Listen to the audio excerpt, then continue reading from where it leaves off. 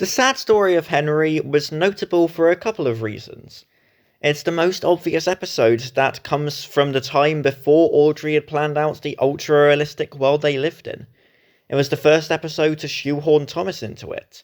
And it is, of course, the episode where a train gets shut in a tunnel forever and dies of starvation, which proves that the Fat Controller is a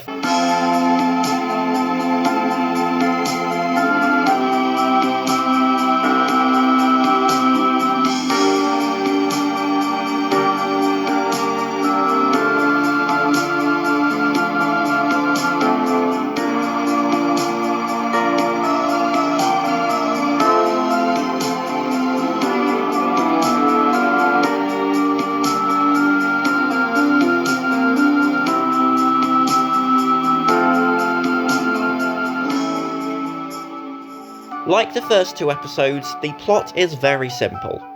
Henry is pulling a train, and it starts raining. He hides in a tunnel and doesn't want to come out in case it spoils his paintwork. Everyone tries to convince him to come out, but he refuses. Even an engine pushing him doesn't work. Eventually, the Fat Controller gave up and built a wall in front of him, leaving him there while the other engines pass through the other tunnel. The episode ends with Henry being shown to regret his actions, but the narrator saying he thought he deserved it. Again, the big four are done really well. The writing is obviously really good, as is the music. The closing music, Henry's sad theme, is written so well. They didn't need to go that hard for a sad ending of episode 3 of a kids show, and yet they did. The narration is good again. I think this is where Ringo starts to get into the swing of things. Still not at his peak, but I think there is an improvement.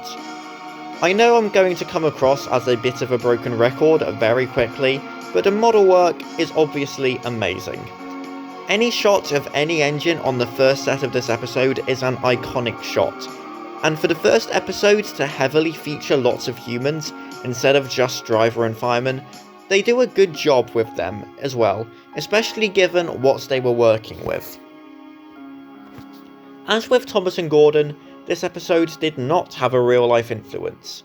And, along with Edward's Day Out, you can definitely tell this came before Audrey had decided on making this world the ultra-realistic one fans would come to love it for.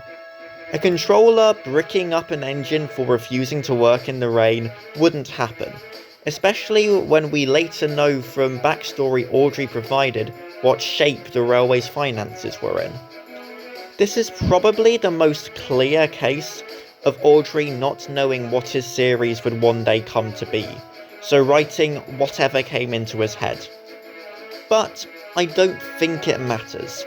One thing I've said before is that Thomas doesn't have to be realistic as long as it's believable.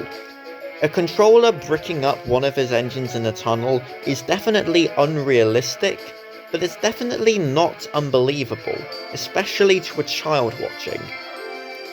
As an adaptation from the book, it again does a very good job. A lot of it is lifted word for word, and it is a very faithful adaptation. There are only 3 differences I think are worth mentioning. The first is very insignificant. In the book, the Fat Controller was called a Fat Director. This came before the nationalisation of Britain's railways, so he was a director rather than the controller, and he became the controller by the 3rd book. In the TV show, they just had him always being the controller for simplicity. The second is the first time I think the TV show made an improvement, and it's just by removing a couple lines. In the book text, the 2 lines converge into one and overlap, meaning when Henry stops in the tunnel, it was even more of a nuisance, as he was blocking the only route. A second tunnel was then dug so trains could go around him. However, the original illustrator misunderstood, and drew 2 tunnels from the very beginning.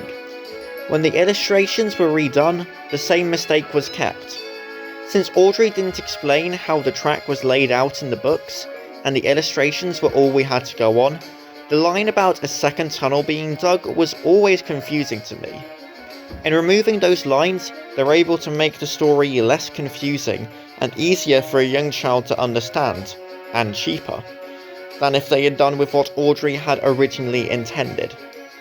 And the last is that, while in the books the Fat Controller was on Henry's train, in the TV show it's implied he came later and was brought by James. Now let's talk about the ending.